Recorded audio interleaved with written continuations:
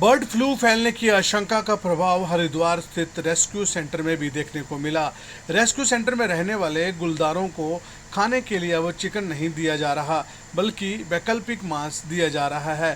साथ ही rescue centre में आने वाले विजिटर और वहां कार्य करने वाले कर्मचारियों को भी पूरी तरह से बर्ड फ्लू गाइडलाइन का पालन करते हुए पीपी किट पहनाकर हाइजीन का ध्यान रखा जा रहा है। देखिए, पिछले हफ्ते जो एडवाइजरी जारी की गई थी पशुपालन विभाग द्वारा, उसमें हमारे पास रिपोर्ट आई थी कि जो काशीपुर का क्षेत्र है वहाँ पे कुछ बर्ड पॉजिटिव हुआ है। तो हमने अपने, चूंकि हमारे संस्थान के अंदर कई गुलदार हैं और गुलदारों की संख्या रहती है, तो सबसे पहले हमने क्वारंटाइन अपने सेंटर को किया। उसके बाद में वहाँ किसी भी तरह के विजिटर का जो स्टाफ हमारा जाता है वो प्रॉपर हाइजीनिक मेजर लेकर अंदर जा रहा है। तो चूँकि हमारे यहाँ जो गुलदार हैं उनमें हम लोग चिकन भी यूज़ करते थे उनको देने के लिए, तो वो लगभग 1-1.5 हफ्ते से हमने बंद किया हुआ है ताकि किसी तरह का कोई इफेक्टेड चिकन इनको ना दिया जाए।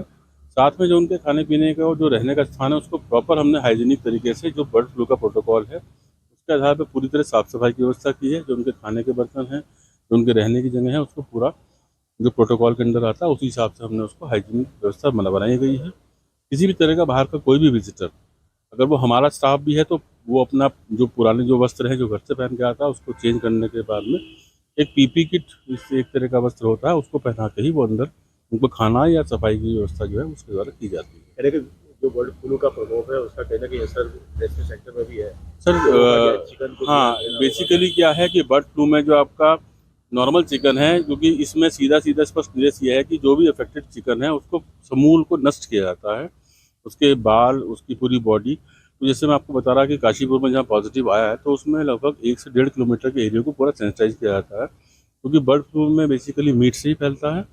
और चूंकि हमारे पास सूचना पूर्व में थी, एसओपी जारी होने से पहले, एडवाइजरी जारी होने से पहले, तो हमने जो हम अपने गुलदार को जो चिकन देते थे वो हमने पहले से ही बंद किया हुआ था।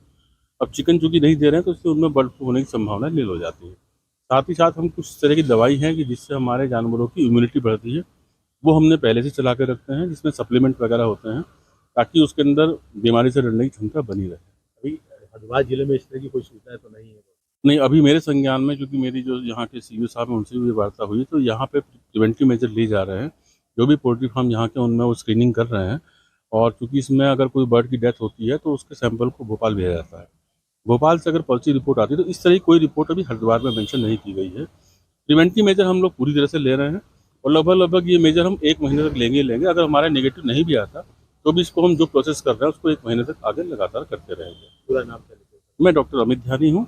मैं यहाँ पे वरिष्ठ पशु चिकित्साधिकारी के पद पर कार्यरत हूँ, और गढ़वाल मंडल में मैं रेस्क्यू और बाकी ऑपरेशन देखता हूँ।